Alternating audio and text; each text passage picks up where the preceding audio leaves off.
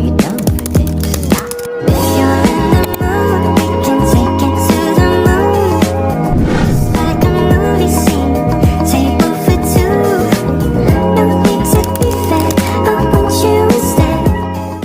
Assalamualaikum warahmatullahi wabarakatuh. Saya Sira Devista dengan NIM 2216030008. Saya merupakan mahasiswi dari UIN Imam Bonjol Padang, Fakultas Ekonomi dan Bisnis Islam, dari jurusan Manajemen Bisnis Syariah kelas A. Di sini saya ingin menjelaskan terkait bagaimana cara atau langkah-langkah dalam melakukan analisis regresi linear berganda dan menjelaskan analisisnya. Video ini saya buat untuk memenuhi ujian akhir semester dari mata kuliah statistik lanjutan. Baiklah, sebelum saya menjelaskan bagaimana cara atau langkah-langkah untuk melakukan analisis regresi linear berganda, saya akan menjelaskan sedikit terkait regresi. Regresi adalah metode penelitian yang digunakan untuk mengetahui atau menguji dampak maupun pengaruh. Jadi, regresi linear berganda merupakan model regresi yang mana variabel independennya itu lebih dari satu, bisa 2, 3 maupun 4 variabel independen dengan satu variabel dependen. Jadi analisis regresi linear berganda ini dilakukan untuk menguji atau mengetahui pengaruh serta seberapa besar pengaruh dari variabel-variabel independennya. Baik, saya akan menjelaskan bagaimana cara atau langkah-langkah untuk melakukan analisis regresi linear berganda dengan menggunakan SPSS statistik. Jadi silakan simak video setelah ini. Oke, langsung saja saya akan menjelaskan bagaimana melakukan analisis regresi linear berganda menggunakan IBM SPSS statistik versi 22. Pertama-tama itu kita membuka SPSS-nya di laptop. Setelah itu di sini terdapat data view dan variable view. Terlebih dahulu kita klik variable view. Variable view ini untuk memasukkan variabel yang ingin kita analisis. Di sini saya ingin menganalisis variabel X1 sama X2, X3, X4 dan variabel Y sebagai variabel independennya. Nah, di sini desimalnya kita jadiin 0.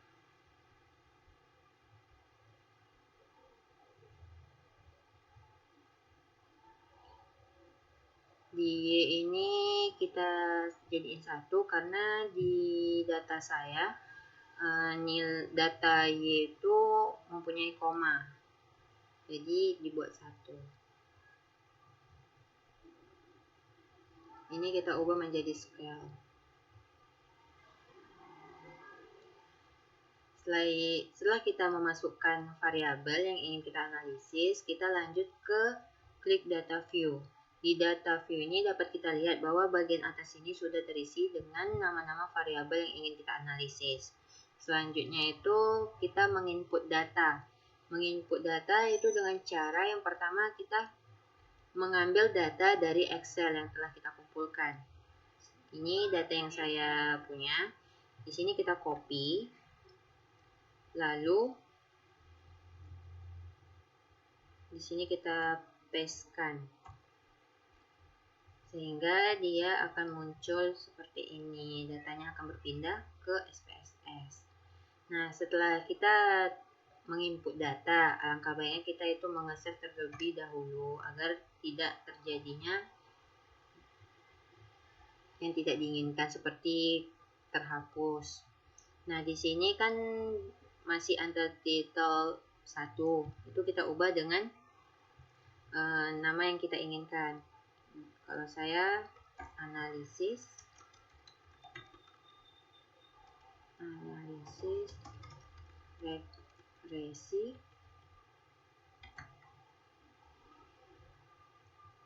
linear berganda 1. Lalu kita klik save. Nah, akan keluar seperti ini. Berarti ini menandakan bahwa data yang kita input itu sudah tersimpan. Kita balik lagi ke SPSS. Selain itu, kita juga dapat melihat dari ujung kiri atas. Di sini menandakan bahwa data kita itu juga sudah tersimpan ya. Selanjutnya kita melakukan analisis. Ketik analis, lalu cari regression, klik linear.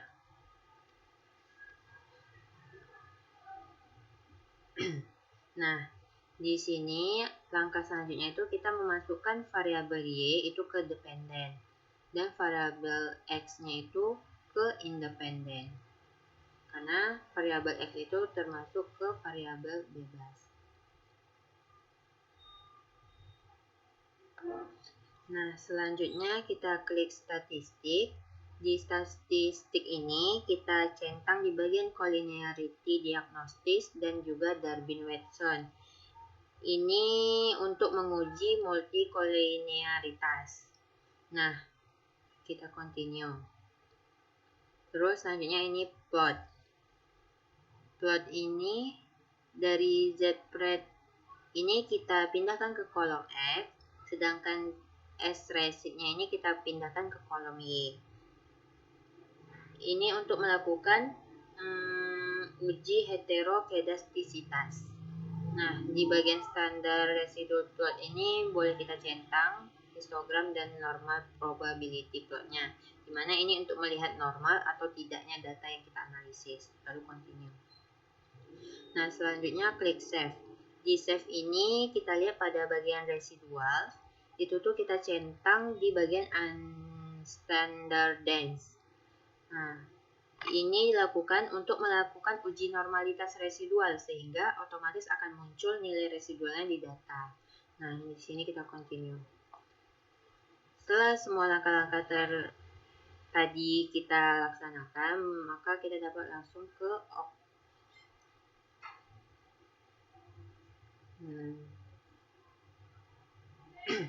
dari analisis yang kita lakukan tadi, maka akan mengeluarkan output seperti ini. Ada model summary, ANOVA, koefisien, residual statistik, program maupun PP plot dan scatter plotnya.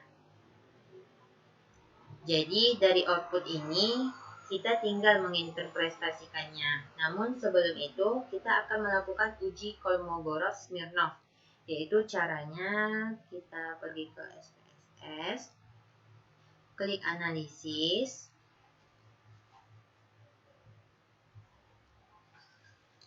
lalu kita cari non-parametric test.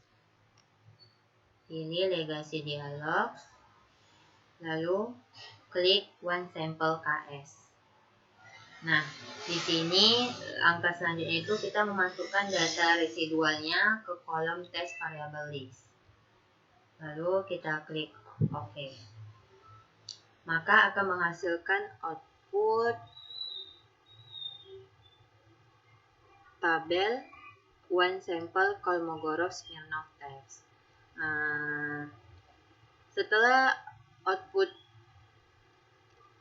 yang kita hasilkan ini dapat kita lakukan analisis terhadap hasilnya, yaitu saya sudah memindahkannya ke Word. Nah, ini merupakan hasil analisis dari output yang kita lakukan tadi.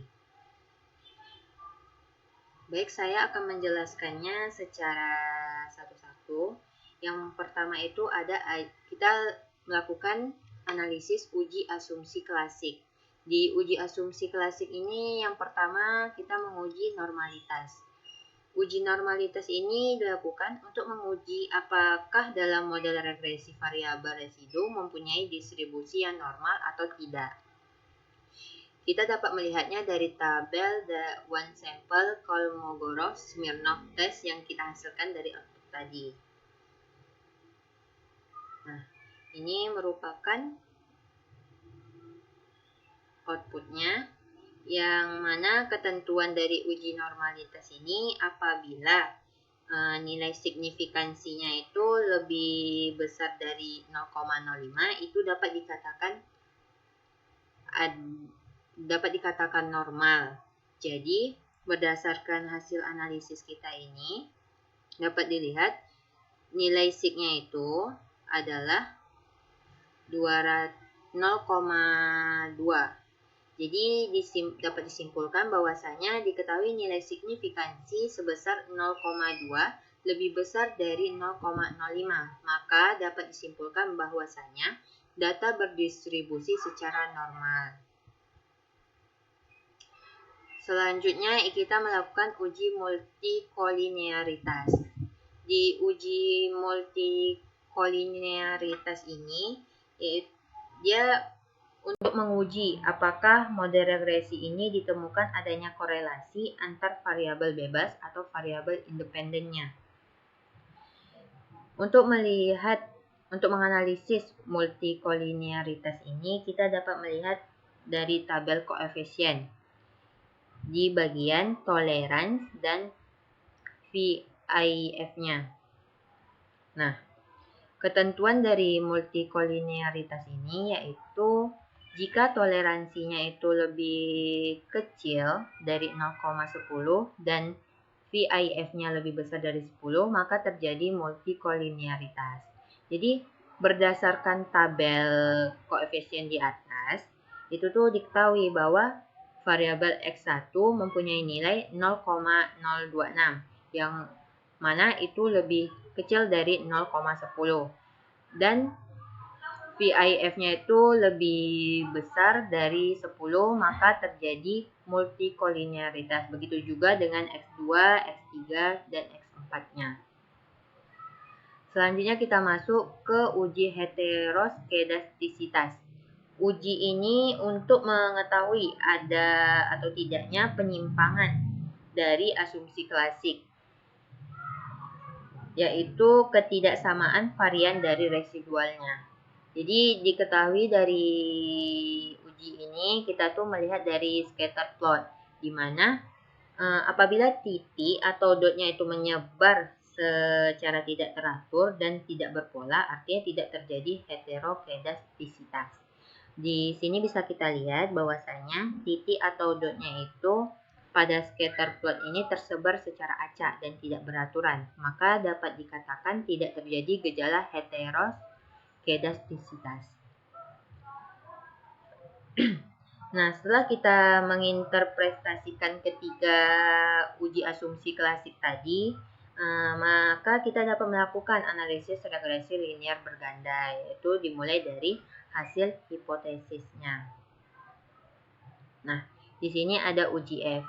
Uji F itu tuh merupakan analisis secara simultan atau bersama-sama setiap variabelnya. Jadi, uji F ini membandingkan F hitung dengan F tabel. Ketentuan dari uji F ini di mana apabila F hitungnya itu lebih besar dari F tabel, maka dapat disimpulkan itu ada pengaruh. Sedangkan kalau lebih kecil dari F tabel, itu tidak ada pengaruh. Nah, dapat kita lihat, selain dari melihat dari F hitung dan F tabel, kita juga dapat melihat dari nilai sig-nya. Nilai sig ini. Nah, maka dapat kita simpulkan, diketahui nilai signifikan itu sebesar 0,00, di mana itu lebih kecil dari 0,05. Jadi menunjukkan bahwa setiap variabel X atau variabel independennya itu berpengaruh terhadap variabel Y atau variabel dependennya. Dan kesimpulan dari melihat dari nilai F hitung dan F tabel itu dapat kita lihat di sini F hitung itu tuh sebesar 18,037,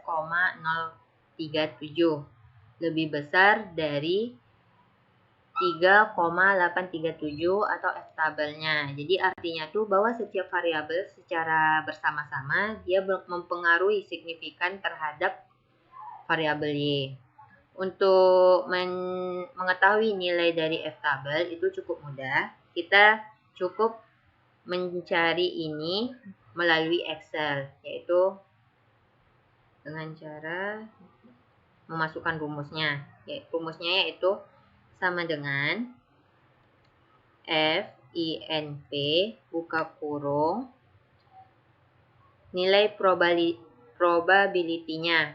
Kalau di sini nilai probability-nya tuh 0,05, namun karena di sini koma, jadi kita ubah menjadi persen. 5%.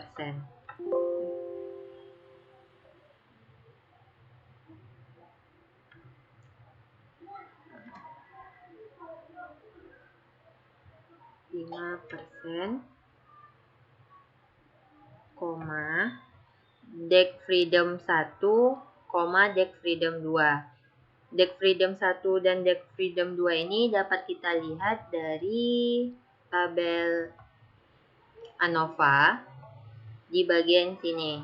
DF1, ini DF2. Jadi tinggal kita masukkan saja nilainya. DF1-nya 4, DF2-nya 8. Tutup kurung, kita enterkan. Maka akan muncul hasil dari F-tabel. Nah, selanjutnya kita masuk ke uji T. Uji T ini merupakan pengujian analisis untuk melihat pengaruh secara parsial atau masing-masing variabelnya. Nah, kalau di sini kita tuh membandingkan nilai T hitung, ini T hitung dengan T tabel. Untuk mencari T tabel itu sama seperti kita mencari F hitung. Cuman bedanya kalau di F hitung itu hanya menggunakan DF2. Contohnya sama dengan di sini kita mau rumusnya TINP buka kurung, probability-nya masih sama 5%, Dec freedom 2 itu tadi ada 8. Tutup kurung, kita enterkan, maka akan muncul hasil ini. Nah, untuk ketentuan dari uji T ini, T hitung itu apabila lebih besar dari T tabel, itu artinya adanya pengaruh. Sedangkan kalau dia lebih kecil dari T tabel, itu tidak ada pengaruh. Nah, dapat diketahui bahwa variabel X1 ini mempunyai T hitung 1,656. Sedangkan T tabel yang dari data yaitu 2,30. Jadi dapat disimpulkan bahwasanya X1 itu tidak mempunyai pengaruh terhadap variabel Y. Begitu juga dengan X2, X3, X4. Nah, selanjutnya itu kita masuk ke koefisien determinasi. Koefisien determinasi ini untuk mengetahui seberapa besar pengaruh atau kontribusi variabel X terhadap Y. Nah, untuk melihat koefisien determinasi ini, kita mengambil output dari modal summary. Dengan melihat dari nilai adjust R square, yaitu 0,85. Jadi dapat disimpulkan bahwasanya nilai adjust R square-nya itu sebesar 0,85. Artinya, besar kontribusi setiap variabel X-nya itu terhadap variabel Y adalah 85%. Yang terakhir itu adalah persamaan regresi. Untuk membuat persamaan regresi, kita itu menggunakan tabel koefisien lagi. Di sini yang kita lihat itu bagian unstandardized coefficient di bagian nilai betanya. Di mana kita buat Y itu sama dengan konstanta ditambah nilai beta X1 ditambah nilai beta X2 ditambah nilai beta X3 dan ditambah nilai beta X4. Seperti ini. Di sini min. Nah, jadi inilah cara untuk melakukan analisis regresi linear berganda di IBM SPSS beserta analisisnya. Terima kasih kepada teman-teman yang telah menyimak video saya terkait penjelasan mengenai bagaimana cara melakukan analisis regresi linear berganda menggunakan SPSS. Apabila ada kesalahan kata dan kurangnya penyampaian dari saya mohon maaf. Saya akhiri, wabillahi taufik wal hidayah. Wassalamualaikum warahmatullahi wabarakatuh.